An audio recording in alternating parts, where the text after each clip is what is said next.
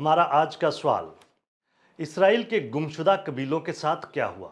इस वीडियो के अंदर मैं बाइबली तालीमात की रोशनी में इस सवाल का जवाब दूंगा और इसके बाद कुछ मददगार तलीमी वसाइल को जानने में आपकी मदद करूंगा।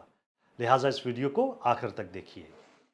जब लोग इसराइल के गुमशुदा कबीलों का जिक्र करते हैं तो उनके जहन में आमतौर पर शुमाली सल्तनत के वो 10 कबाइल होते हैं जिन पर शाह असूर ने तकरीबन 722 कबल मसीह में हमला किया था।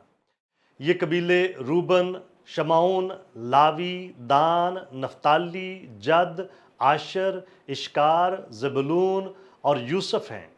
यूसुफ का कबीला इफ्राइम और मनसी के कबीलों में तकसीम हो गया था। शुमाली सल्तनत के ज्यादातर लोगों को असीर करके कदीम असूर में ले जाया गया था। बहुत से यहूदी जो पीछे रह गए थे उन्होंने कूता, अव्वा, हमात और सिफर वाइम से आने वाले उन लोगों से शादियां कर ली थी जिन्हें असूरी बादशाह ने सामरिया में रहने के लिए भेजा था। लिहाजा ये माना जाता है कि इसराइल के 10 शुमाली कबीले तारीख में कहीं गुम हो गए, या तो मिट गए और या फिर दूसरे लोगों के ग्रोहों में जम हो गए थे। ताहम ये बयान बराह रास्त बाइबल मुकद्दस की तालीमात पर मबनी होने की बजाय इस्तखराज या क्यास अराई पर मबनी है। इसराइल के 10 गुमशुदा कबीलों के साथ क्या हुआ, इस बारे में बहुत से भेद, कहानियां और रवायात हैं। एक कहानी कहती है कि 10 कबाइल यूरोप की तरफ हिजरत कर गए। ये कहानी बयान करती है कि दरियाए डैन्यूब का नाम दान के कबीले पर पड़ा था।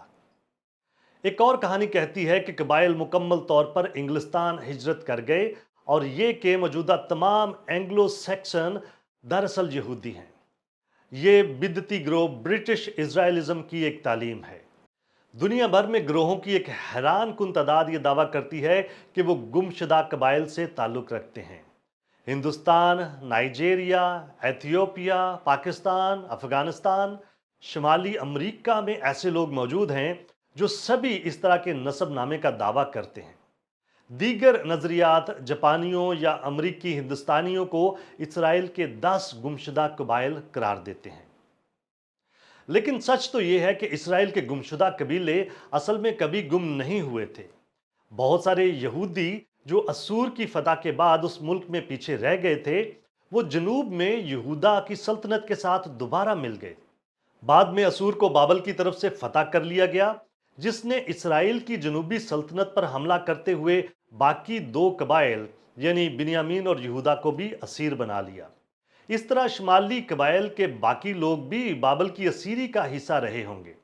70 साल के बाद जब खूरस बादशाह ने इसराइल को वापस आने की इजाजत दी तो तमाम 12 कबीलों में से बहुत से लोग अपने मुल्क की तामीर नौ के लिए इसराइल जरूर वापस आ गए थे। ये तस्वर कि इसराइल के 10 कबीले खो गए थे गलत है। खुदा जानता है कि तमाम 12 कबीले कहाँ हैं, और जैसा कि बाइबल खुद साबित करती है कि इन सब को जमा किया जाता है, आखिर अयाम में खुदा 12 कबीलों में से हर एक कबीले से गवाहों को बुलाएगा। बस खुदा वाज़िया तौर पर इस बात को नज़र में रखे हुए है कि कौन किस कबीले से ताल्लुक़ रखता है। अनाजील में हन्ना नामी नबिया आशर के कबीले से थी, जिसे खोए हुए 10 कबीलों में से एक माना जाता है। हन्ना बिल्कुल नहीं खोई थी। दोनों जिक्रिया और अलीशा और इस तरह से यूहन्ना बपतिस्मा देने वाला भी लावी के कबीले में से थे। खुदावंद यीशु मसीह ने अपने शागिर्दों से वादा किया था कि तुम तख्तों पर बैठकर इसराइल के 12 कबीलों का इंसाफ करोगे। पौलुस रसूल जो जानता है कि वो बिन्यामीन के कबीले से है, जिक्र करता है कि उसी वादा के पूरा होने की उम्मीद पर हमारे 12 के 12 कबीले दिलो जान से दिन रात इबादत किया करते हैं। इस आयत के अंदर ज़माना हाल पर गौर करें। यकूब अपने खत में उन 12 कबीलों को जो जा बजा रहते हैं मुखातिब करता है। मुख्तसर ये कि कलाम मुकद्दस में इस बात के बड़े सबूत मौजूद हैं कि इसराइल के तमाम 12 कबीले अभी भी मौजूद हैं और मसीहा की बादशाही में मौजूद होंगे। इनमें से कोई भी मुकम्मल तौर पर गुम नहीं हुआ है। क्या आप और बहुत कुछ जानना चाहते हैं?